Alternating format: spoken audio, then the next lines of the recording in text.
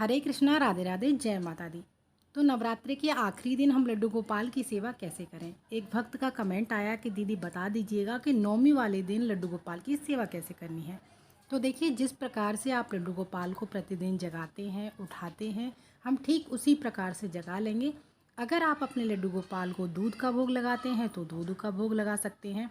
अगर आप जल पिलाते हैं तो जल पिला सकते हैं। तो लड्डू गोपाल जी को ताली बजाकर अथवा घंटी बजाकर मैं जगा लूँगी बहुत ही प्यार और भाव के साथ में। उसके बाद में अपने प्यारे से लाला को मैं जल पिलाऊंगी। तो देखिए, जैसे एक माँ अपने बच्चे को दुलारती है, पुचकारती है, उसी प्रकार से हमारे छोटे से नन्हे मुन्ने से लाला हैं जो कि 8 महीने का श्री हरि विष्णु जी का रूप धारण है। और सुबह का समय होगा, नवरात्रि का आखिरी दिन होगा, तो इतना समय किसी के पास भी नहीं होगा कि लड्डू गोपाल जी को हम पंचामृत स्नान करा सकें। तो देखिए, आप सादा जल में गंगा जल डालकर अपने ठाकुर जी को स्नान करा सकते हैं। और नवरात्रि के आखिरी दिन तो हमें कन्या भोजन भी कराना होता है, तो इसलिए और भी अधिक कार्य होते हैं। तो सिंपल तरीके से आप लड्डू गोपाल जी को गंगा जल डालकर स्नान करा दीजिएगा। और जैसा कि लास्ट वाले दिन माता रानी का फेवरेट कलर है वो पर्पल है। अगर आपके लड्डू गोपाल जी के पास में पर्पल कलर की कोई ड्रेस है तो वो आप धारण करा सकते हैं। और अगर नहीं है तो जो भी आपके ठाकुर जी के पास ड्रेसें हैं, आप उनमें से कोई भी एक ड्रेस पहना सकते हैं। उनको धुली हुई और साफ़ सुथरे वस्त्र ही हमें पहनाने होते हैं। जब आप ठाकुर जी को स्नान कराएं तो ओम नमो भगवते वासुदेवाय मंत्र का जाप कर सकते हैं या आप राधा नाम भी जप सकते हैं। तो इस तरह से हमें लड्डू गोपाल जी को स्नान कराना है। और अभी तो गर्मियां हैं तो सादा जल से ही स्नान कराएंगे। जैसे जैसे मौसम चेंज होगा, सर्दियां होंगी, तो हम लड्डू गोपाल जी को हल्के गुनगुने जल से स्टार्ट कर देंगे स्नान कराना। तो देखिए, मैंने यहाँ पर लड्डू गोपाल को रेड और ग्रीन कलर की ड्रेस धारण करा दी है, क्योंकि ये वीडियो मेरा पहले का बना हुआ है। सिर्फ मुझे इसमें अपनी वॉइस देनी होती है। ठाकुर जी का श्रृंगार करके हम सिंहासन पर विराजमान कर लेंगे। और नवरात्रि का खास दिन है, तो लड्डू गोपाल जी के लिए भी हमें कुछ खास करना है। तो देखिए, जब आप अपनी कन्याओं को भोजन के लिए घर में प्रवेश कराएं तो उनका अच्छे से वेलकम करें। तो देखिए, एक परात में किसी भी बर्तन में आप जल ले लें, उसमें थोड़ा सा हल्दी डालकर आप उनके चरणों को धो सकते हैं और एक साफ से टॉवल से उनके पैरों को पोंछकर फिर उसके बाद में जहाँ भी आपने चादर बिछाई है, दरी बिछाई है या आसन लगाया है, उस पर हम सारी कन्याओं को बिठा देंगे। उसके बाद में सभी कन्याओं को हम चंदन से और रोली से तिलक करेंगे, तिलक पर चावल समर्पित करेंगे।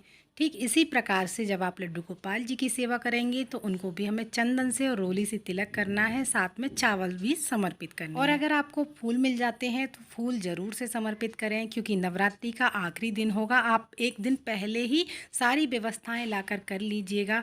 और जो भी आप कन्याओं को भोजन ग्रहण कराना चाहते हैं, जो भी गिफ्ट देना चाहते हैं, वो सारी चीज़ें हम लड्डू गोपाल जी के पास भी रख लेंगे। सिर्फ उनको भोग से रिलेटेड यानी खाने से रिलेटेड चीज़ ही हमें लड्डू गोपाल को गिफ्ट करानी है। ऐसी कोई भी चीज़, जैसे हम कन्याओं को हेयर बैंड देते हैं, क्लिप देते हैं, ये सारी चीज़ें हमें लड्डू गोपाल जी को नहीं देनी है। चने का भोग, हलवे का भोग, पूड़ी सब्जी जो भी आपने घर में पकाया है, उन सभी चीज़ों का हम भोग लगाएंगे ठाकुर जी को। साथ में आपको दक्षिणा ठाकुर जी को नहीं ज़रूर देनी है।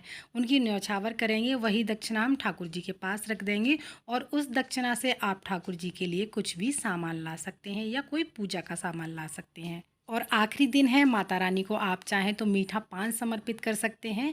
और लड्डू गोपाल जी को आप इत्र लगाना ना भूलिएगा, साथ ही दुर्गा माता को भी आप इत्र लगा सकते हैं। और लड्डू गोपाल जी को भोग में आपको तुलसी दल रखना जरूरी होता है, तो आप तुलसी दल जरूर रखिएगा। ठाकुर जी को हमें अलग से भोग समर्पित करना है, यानी आप जो माता रानी को भोग समर्पित कर रहे हैं वो माता रानी के लिए आपको अलग से भोग रखना है।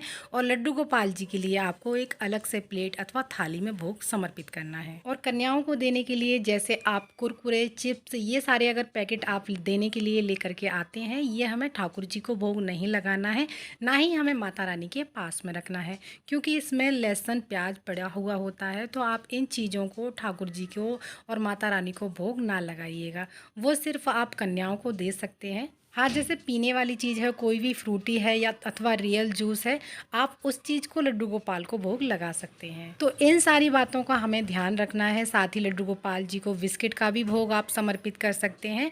तो इस तरह से हमें नवरात्रि के आखिरी दिन लड्डू गोपाल की सेवा करनी है।